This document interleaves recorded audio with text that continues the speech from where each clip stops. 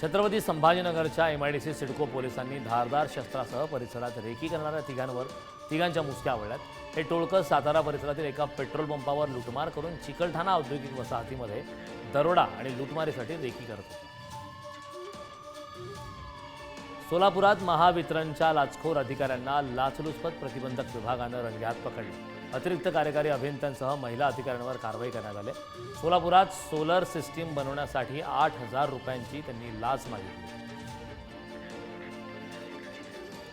कोल्हापुरात दहशतीसाठी पिस्तूल विकत घेणाऱ्या दोघांना पोलिसांनी बेड्या ठोकल्या। लाख रुपये खर्चून त्यांनी ही पिस्तूल विकत घेतली होती। त्यांच्याकडून 1 पिस्तूल आणि 7 जिवंत काडतुसं पोलिसांनी जप्त केली। त्यांना पिस्तूल विकणाऱ्या आरोपीचा आता पोलीस शोध घेत आहेत। भंडारा पोलिसांनी धाड टाकत सेक्स रॅकेटचा पर्दाफाश केला। या प्रकरणी 5 जणांना अटक करण्यात आली। भंडाऱ्यात भर वस्तीमध्ये हा देह व्यापाराचा अड्डा सुरू होता। रात्रीच्या सुमारास धाड टाकली। पहाटेपर्यंत ही कारवाई सुरू होती।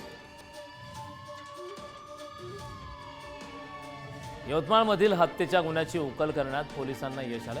मुख्याध्यापिका असलेल्या पत्नीनेच विषप्रयोग करून शिक्षक पती हत्या केल्याची खळबळजनक माहिती समोर आली।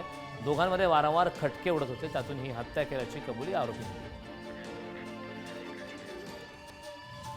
मावळच्या आंबी MIDC पोलिसांनी दोघा अल्पवयीन मुलांना ताब्यात घेत चोरट्याच्या मुसक्या आवळल्या। रात्रपाळी करून घरी परतणाऱ्या कामगाराला तिघांनी मारहाण करून लुटलं होतं।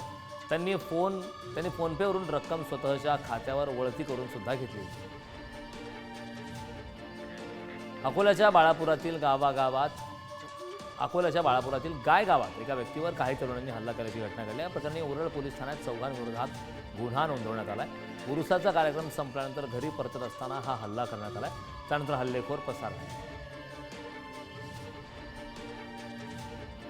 अमरावतीच्या राऊतवाडीत दारू पिण्याकरता पैसे मागत त्रास देत असल्याने तरुणाची दगडाने ठेचून हत्या करण्यात आली। या प्रकरणी 3 आरोपींनी आत्मसमर्पण केले। त्यामुळे पोलीस या संदर्भातला अधिकचा तपास करत आहेत। भंडाऱ्यात स्थानिक गुन्हे शाखेच्या पोलीस पथकानं नाकाबंदी करून अवैध जनावरांची वाहतूक करणारं वाहन पकडले। पोलिसांनी वाहनातील 14 जनावरांची सुटका केली। कारवाईत 17,10,000चा मुद्देमाल जप्त करण्यात आला।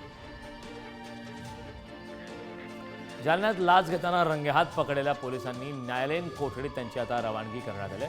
मटका व्यवसायावर कारवाई न करण्यासाठी त्यांनी 25,000 रुपयांची लाच मागितली होती। या प्रकरणी 2 पोलिसांना अटक करण्यात आली।